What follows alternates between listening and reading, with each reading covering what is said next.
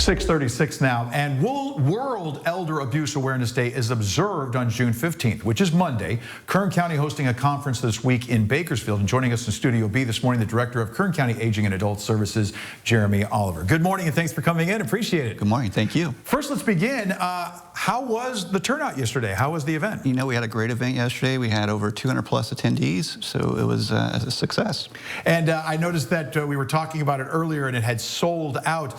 You've been doing this for quite a while. What is the main takeaways that people get from this? Yeah, it's the opportunity to network and opportunity to learn what might be actually more recently developing with regards to elder and dependent adult abuse. So it's a takeaway of how to hopefully prevent instances of abuse and neglect. When people hear the words elder abuse, is their first reaction physical? It's got to be physical. They're all physical. You know, yeah, that I think is the gut thought is bruising, the ideas of, you know, physical assaults, those types of things. But we actually see a lot of financial abuse, and that can be really well disguised. You can't really see that just by observing somebody.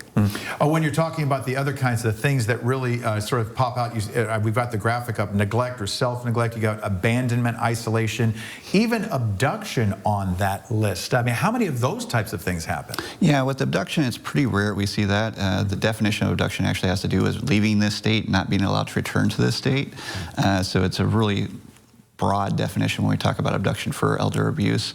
So we don't see a lot of those instances directly, but we see a lot of the self-neglect, a lot of financial abuse, and a lot of times when we see financial abuse, it can be accompanied by physical abuse. You know, the one number that really jumped out at me when I was looking at this was you were saying that in Kern County, there's like 7,000 reports each year, and you're saying that's not really all of them. Yeah, unfortunately, we've learned through the National Centers of Elder Abuse that for every instance or every report we know about, there are about 24 reports that go unreported.